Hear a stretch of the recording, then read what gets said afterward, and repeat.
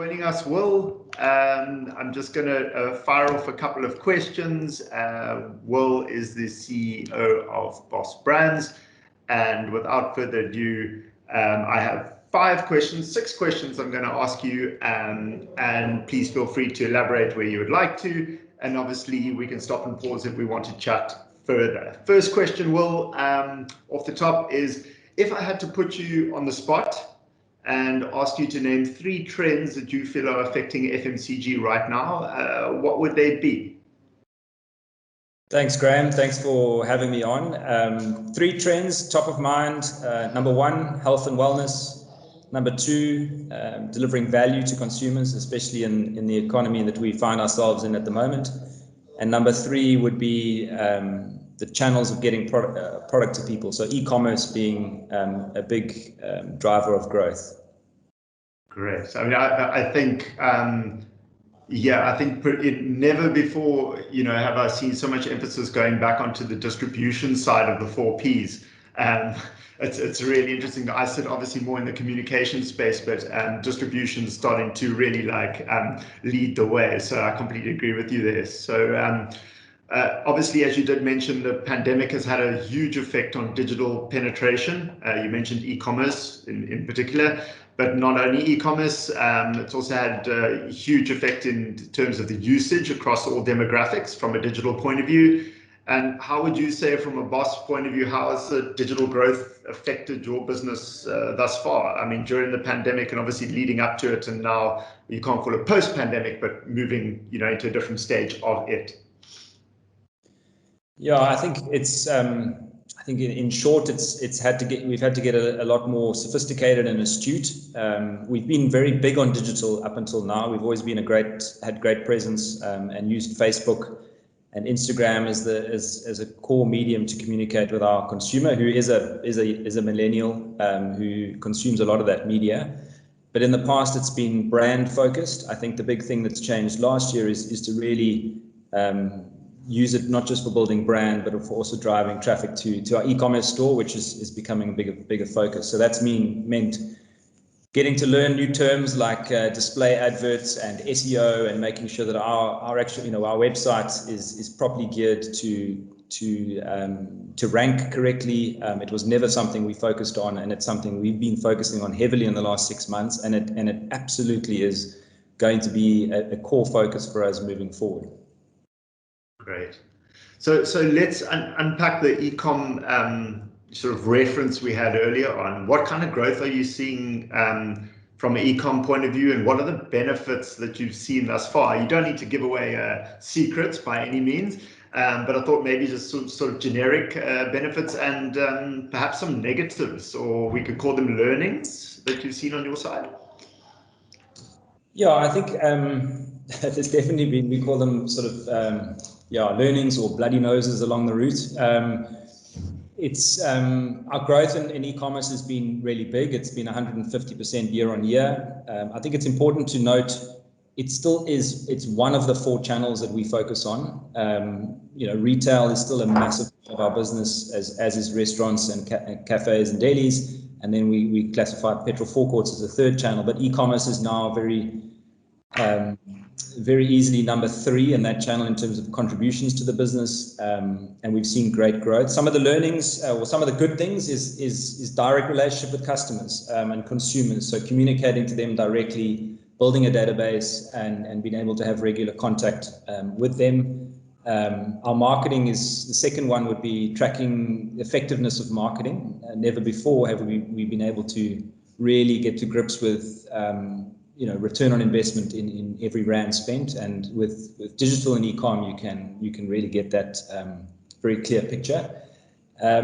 Probably a third one is offering our full range. We don't have many retailers or platforms where our entire range is on offer, and certainly that our e-com platform allows consumers to buy the full range. And I think 4th benefit is it's cash generative revenue. So for our business, we're selling online, and every 2 weeks we get a payout. It's quite handy when you're a small business and you're growing to get that cash in the bank to pay for things. Some of the negatives, it's stumbling blocks. delivery fulfillment is not straightforward.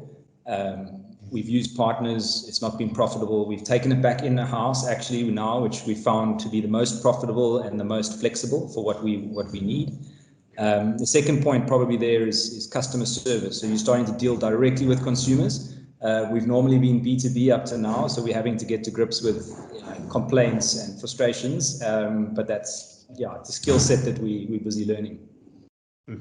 Fair enough.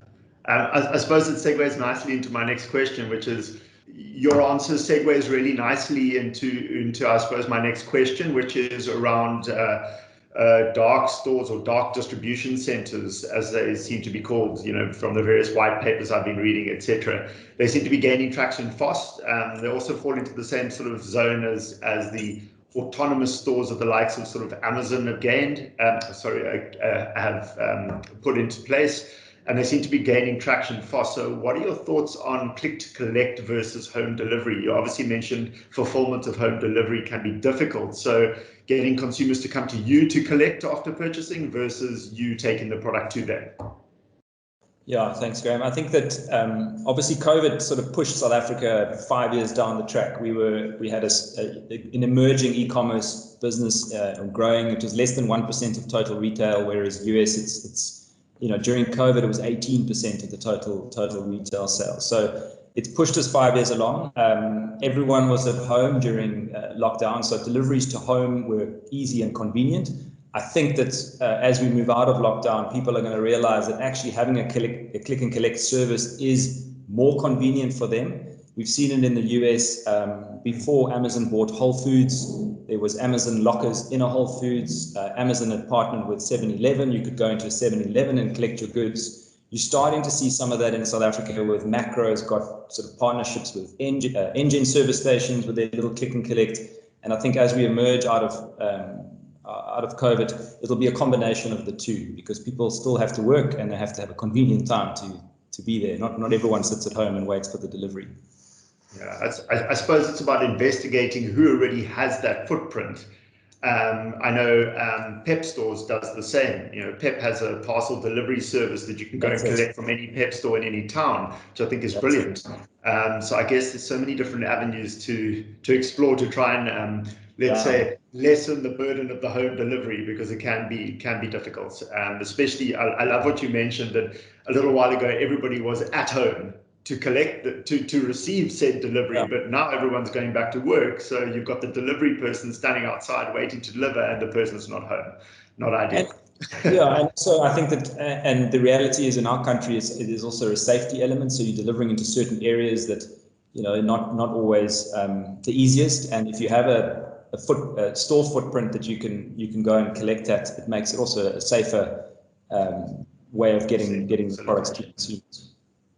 Okay, so one of my favorite question to sort of ask you would be, because I really believe that BOS is such a iconic packaging and iconic sort of symbolism around it. I mean, if I walk into a store, I know something's BOS iced tea pretty immediately. And you guys are really well known for this packaging. What would you say is the future in terms of packaging for you? So, what does the future of packaging look like from both an environmental and a digital point of view? And could there be a combined solve? So what I mean by that is, there seems to be a lot of, there's a big rise in the usage of things like QR codes, augmented reality, et cetera, Like, could packaging become more digitized? Could there be another element that we could actually be environmentally more conscious through digital channels? I know that's a lot of questions in one, but I guess that's sort of my question in a nutshell. Yeah, you're right that, I mean, it's certainly, I've got the packs behind me. It stands out on shelf, and our colors have been a big part of the brand. It helps us stand out, not just on shelf, obviously on digital. The packaging, packaging trends, sustainable packaging, good for the environment, is a major trend all around. So, being 100% recyclable, from recycled material, more card, more can. That's something that is going to continue developing, and it's big part of our sort of thinking. We've got packs in different formats. Some are more recyclable than others. But it's definitely an agenda that's with us, it's with the market, and it's going to continue. Obviously, convenience as well is important when you're looking at packaging design. For us, it's also about being disruptive and not just following the codes, but coming in slightly differently. When I think about how packaging is, could combine with digital, there definitely is I don't have the solution. There definitely is an element that could come in. I know consumers are more and more wanting to know the backstories and the background behind products. You see blockchain technology being used in Europe to really get to the bottom of what is in a product, what is the source, where do these beans come from, where does this flavor come from, where does the sugar come from? And I think digital will have a huge role to play in that, because you could see a world where you scan a can and you could see exactly where those products are from. For us, it's great. We have single-sourced organic rooibos from the Cederberg.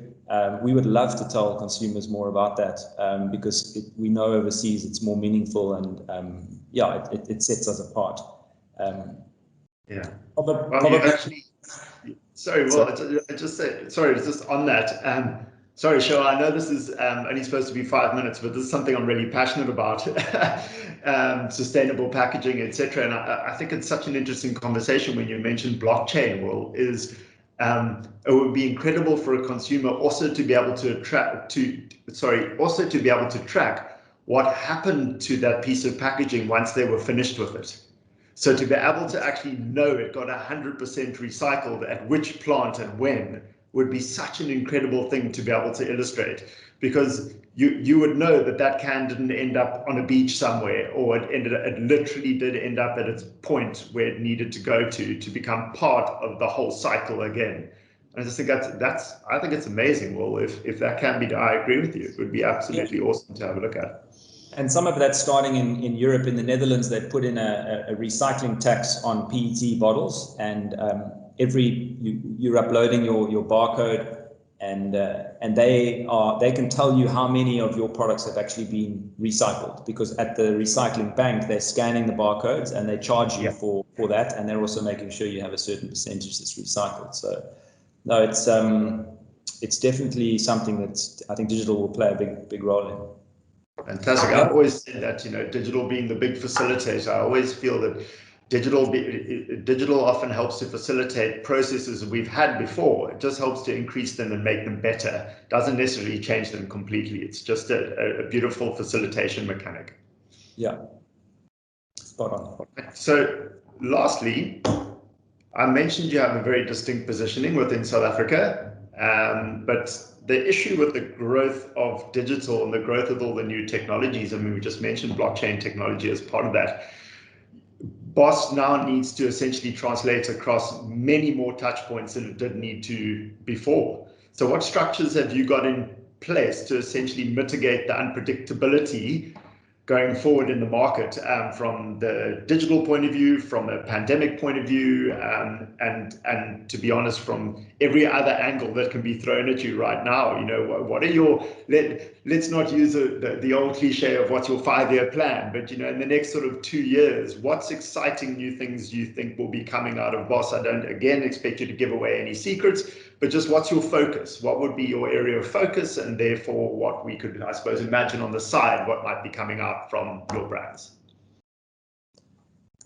Yeah, it's a great question. I think, and last year was it's a great time for reflection when you're really battling to see volume, to reflect back on the brand. And I think what's been good in the last year, and also we're 10 years down the line, we've had to grow up a little bit, and we've actually had to realize that we need to document some things. I mean, it sounds quite boring, but to be honest, that's the starting point. Really to document for ourselves and put some structures in place around the brand positioning, and go back to basics on it. Remind ourselves, what's the need state? What is our mission? What is our value? What's our tone of voice? Because you can very soon lose track of what the core is and what your essence is. It doesn't mean brands can't evolve. They have to evolve. You can't stay still. But I think in the last 6 to 12 months, we've really taken a good look at it, and we've documented all of that. We've got now, CI guides on colors and how we arrive in places. And it sounds quite boring, but it's the starting point. Moving forward, what we've done is to, as part of that, to rethink our positioning is to reevaluate our mission. Our mission is to take inspiration from our South African roots. We are very proudly South African. We believe we can add value back into South Africa and make an impact in South Africa, and that was one of the core principles in which the brand sort of started in the beginning, adding value to a South African raw material and letting that value come back to South Africa as opposed to kind of get taken overseas. And share rooibos, which is the core to all our products, with the world, and do so through a range of beautiful, fun, delicious products. And that's essentially our mission. So when you think of the future, you're going to see that. You're going to see us taking the brand outside of just being an iced tea that most people know us, and taking it into other occasions within beverages for now, but you never know what might come later. Other occasions where people can enjoy that same, the rooibos, the BOS, the fun, the colors, and add a bit of value to people's lives. We always we always try not to tell people how to have fun. People these days don't want to be told how to have fun. We just want to help you in your moment of fun and elevate that moment. Maybe that helps.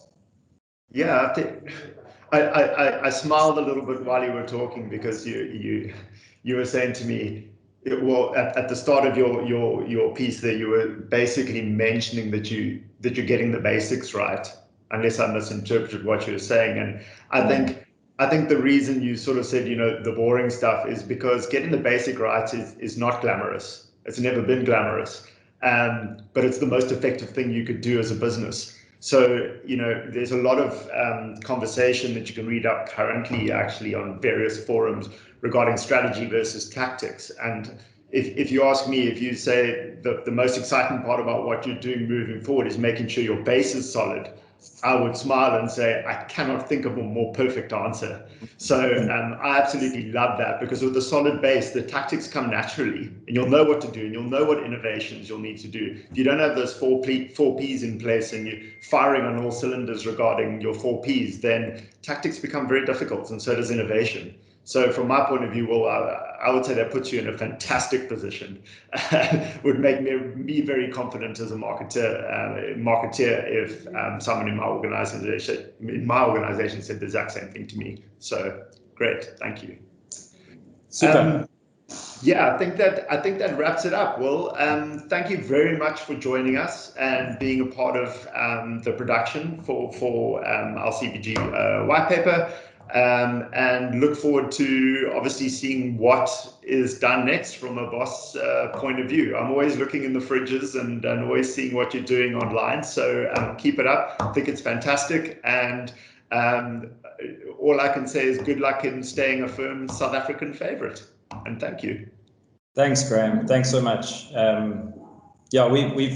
We're looking forward to this year, maybe executing 80% of the plan that we've put in place for our new financial year. Last year, we got to execute none of it. So maybe 80% will be better. Fair enough. 50%. But Sure. Thanks very much for your time. Great. Thanks, Will. Chat soon.